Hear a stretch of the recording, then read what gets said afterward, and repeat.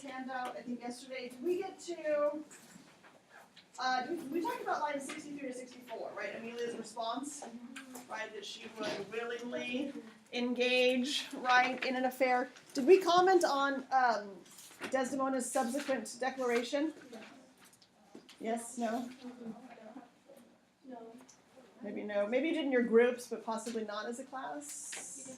Okay, well let's why not just go ahead and start there, and then we will continue. So everyone could also open their books to Act 4, Scene 3, page 181, right? Where again, so Amelia has said like, sure, I'd do it for all the world. Why not? Okay, and again, I actually thought her character did a pretty good job of conveying that to us. When she was like bringing out her flask too, I was like, what is happening here? It's a little wild. Okay, so then Desdemona responds, right, with, I do not think there's any such woman.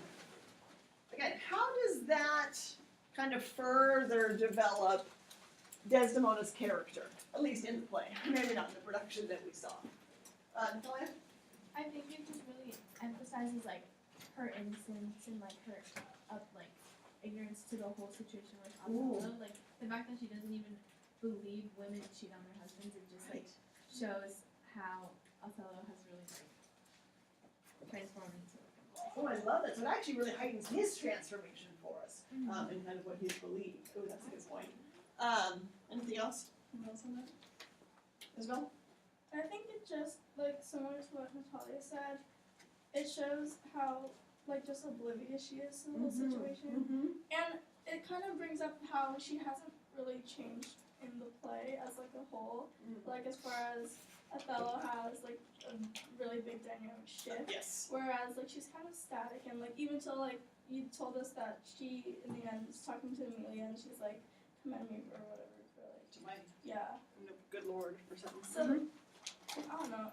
It's kind of just shows how I think, and she isn't help. It's kind of like her biggest flaw is like how hopeful she is and how like naive she is. Okay, good. Well, and actually, I mean, since you saw, and you obviously saw the end, and you read it as well, I mean, when he finally mentions Cassio, she's in complete shock, right? And so again, I think here, as an audience, we know, I mean, for sure, that there is no way, right, she could engage in such an act. Right? There's no way that this woman could be unfaithful, and I think it really comes as a surprise to her as he's about to kill her, right, that he finally says, oh yes, with Cassio. She's like, what? Right, where would you have gotten that? Kira? I feel like her tragic flaw is her goodness because like she has let this unravel throughout the play and like that's the driving reason she helps Cassio and then she can't even believe that women cheat on their husbands. So she believes the world is good and innocent. What a twisted play. The traits that are otherwise so good, trusting, goodness, right, can then be used to basically bring about someone's downfall. Yeah, I wanted to add on that how that's kind of I feel like in Shakespeare sort of makes the play almost seem like there's no really such thing as goodness because it's like even the best characters can turn into like the worst villains.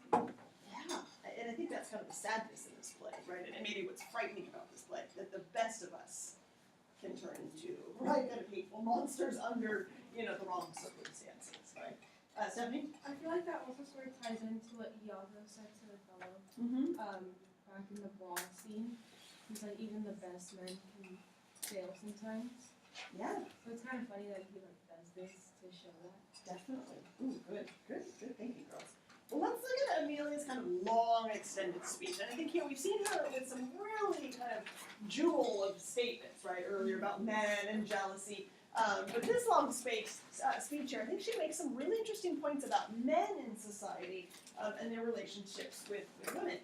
So she starts with certainly, so we haven't gotten to this part, it's fine, we'll do it together.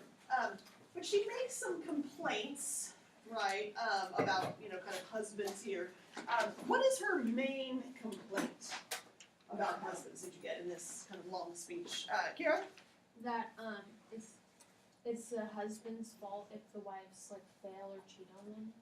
Okay, well, yeah, basically she says that, yeah, that men are at fault, right, okay, if the wives cheat on them or really kind of for anything. Gabrielle? I think it's sort of like that they're not people.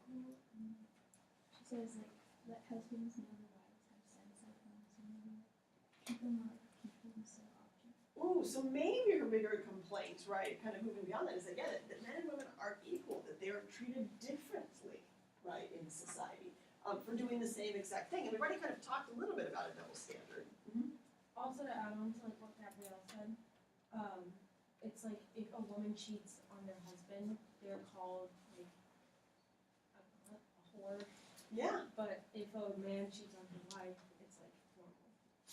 there's no term, right, for that, right, okay, and that's kind of an issue as well. Very nice, I like that. Well, let's look at some of the things she says specifically. So I like her opening part, right, but I do think it is our husband's fault if wives fall, right, and that is like her opening line. If you think about organization, that's a great, right, sort of topic sentence. She's gonna go in then and give some concrete details after that and kind of explain it. But here is where she really does place the blame not on women, right, but on men, which is sort of contrary, right, as you also said, to sort of society, right, that it's men who fail. Why does she suggest that men sort of seek outside relationships? Then she starts digging into maybe why this happens. Why are they unfaithful sometimes? What does she sort of suggest?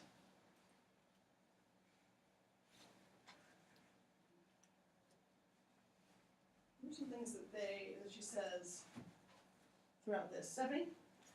I mean, I guess like I don't know if this is right, but maybe they don't fulfill like their lustful wishes. Okay, that women don't fulfill men's lustful wishes. Yeah, is that suggestion? Good. Julie? Well, it says like, is it sport? So she thinks that they kind of do it for amusement. Like Yeah. it says, it's like frailty. She thinks that like men cheat on their wives when they're like weak. In Yeah. her opinion. Yeah, it's kind of interesting. Yeah, so they might just do it for sport, just for entertainment, right? It might be because men are weak, right? Yeah, that's kind of a bold statement. But then she also gives reasons for why women might do it, right? And she actually kind of starts with those. If we go back to it, she says, right, say that they slacken their duties. And she's talking about men, or pour our treasures into foreign laps, or else break out in peevish jealousies, throwing restraint upon us, or say they strike us, right? It seems like the women, the reasons that she gives for women cheating are much more significant, right? If men do it just for sport, right, just because they're lustful, you know, for women there's maybe just cause for it, right? They have incredibly jealous husbands, or husbands who sort of restrain them and dominate them, right? Or husbands who, right, you know, already having a ton of affairs, so, you know, kind of why not? So it's sort of interesting the different reasons that she provides for male infidelity, right, versus female infidelity. That for females it's a reaction to, right, perhaps the oppression, okay, of males. Let's look at what she says here, right, at the bottom, okay? She says, you know, after she claims kind of the reasons that men do it, she says, and have not we affections, desires for sport and frailty as men have? Then let them use us well, else let them know the ills we do, their ills instruct us so. I mean, what comments is she making about women and men here? Maybe their position in society. Chloe? Like the bad things that women do are because the men like give them reason to do that. Well, definitely she's going to suggest that, yeah, men are at fault, Yeah. right, for some of that, but what else? She makes a pretty bold statement here too. Isabel? Well, it's kind of like they're inherently the same as like humans because they have their weaknesses and they have like they do want to have those relationships despite what society portrays them as like dainty and things. It's like, Yes. they do like want to seek that like intimate love, but it's kind of like they aren't allowed to because of like the men and husbands in their lives. Very good. Yeah. I mean, ultimately, she's making a call for equality here, right? That men and women are equal. And I think somebody mentioned it earlier. We are all humans, right? We all kind of respond to human nature, right? And that women should not be held, right, to a different set of standards, right, than men are held to, right? Okay. So, I mean, for Shakespeare, right, the fact that this was produced in the early 1600s, this is a big call for equality, right, coming from a female character, right, on stage, where she's really sort of suggesting that men and women should both be treated just as humans, right, and not make these differences, okay, sort of based on sex. So she's a pretty bold woman, right, for her time, at least in her thinking. Let's really quickly look at Desdemona's final comment, and then we're going to watch a little clip from PBS. She says, you know, good night, God me since use send. not to pick bad from bad, but by bad men. What is her final comment to Amelia? What does that maybe reveal to us about, or continue to reveal to us about Desdemona? Stephanie? She pretty much says like, please don't let me be like one of those women that cheats on her husband, but let me learn from them. Sure. Yeah. And, like, she's sort of saying like, I don't want to be like them. I want to be very different and be like the one that doesn't cheat on her husband and just remain faithful. She's so good. Oh my goodness, Isabel. I feel like she really missed the message of the whole thing because despite, her Yeah. saying like, oh yeah, I cheat on my husband, it's more of a thing like where it's kind of like a statement of equality, but she Yes. doesn't see that because all she sees is like you're either being good and like serving your husband, which is what society's like made her think, or you're cheating and like you're a bad person, which is also what society kind of presents women who cheat on their husbands to be. So I feel like that also shows just her ignorance and her lack to see like beyond what is at face value. Okay. Good. Natalia? I agree with Isabel, and I was gonna say I kind of got the sense that she was like, oh, like, yeah, let's not like blame men. Like, we just won't do that. Like, she's kind of like dismissing it. She didn't really get the whole like, it's like not only women's fault, like it's men's fault too. Okay. Okay, good. Elise? And then she also views it as like either good or bad, whereas Amelia kind of talks more about the gray zone, so it's kind of justified. Ooh, that's a good point. Yeah, it really does seem to live in that gray area where for Desdemona things are much more black and white. That's an interesting point. Let me ask you this question, right? I mean, Desdemona and Amelia, they don't necessarily agree, but they have this very open, right, kind of intimate conversation here. Why are they able to talk openly, but Desdemona and Othello cannot? Right, in Act 4, Scene 2, Desdemona and Othello just had a conversation. There was anything but open, right? I mean, he was saying things she didn't understand. She was asking him questions and he was not responding.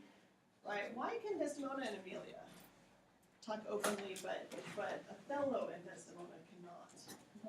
Because I think Amelia and Desdemona have a sense of like we're both equals, we're both like women, we get each other, and Okay. Othello has just really like had a turn in his like view of Desdemona, and he thinks she's like evil and he's much greater than her, and like I think that there's just that power dynamic that he doesn't Okay. want to listen. Okay, that's interesting. Val? Going off what Natalia said, Amelia, Desdemona, because they're both women, they understand the pressure that they're receiving in the sense that Othello won't because he's a male. Even though he is of like different race, he's still a male, which makes him higher. Ooh, so kind of the sex trumps, or gender, I guess I should say, trumps even kind of race here. Okay. Isabel, then Julie? I think it kind of just depends on who Desdemona talks to because I feel like she acts for the most part similar when she's talking to both, but it's like the way Amelia responds versus the way Othello responds, and going back to what Natalia said, how it's kind of like a shared sense of like we've both been through things because we're both in kind of bad relationships. But then like just to bring up like in later scenes, like what we read for homework, you see Amelia kind of trample over Bianca, and so I'm kind of confused about like her stance on women at this point because it's like she still feeds into like the tropes of society, how like prostitutes are like evil and they're like the devil and things. So I feel like to a certain extent Amelia is like pro women and pro like equality, but not fully considering Shakespeare's time. Yeah, that's a great point because she does, you're right, trample all over Bianca. And it's a hard play because I think race relations, gender relations, and class relations all get overlaid on each other, and that's I think why it gets so muddy at times. Really? Yeah, well, I was just gonna say, like, I feel like if Desdemona were to try to have an open conversation about this with Othello, like, no matter who Othello is, it's kind of hard to help them understand something like, that they haven't experienced. Ooh, okay. Okay. True. Good. Okay, last question, then we're gonna watch this little clip.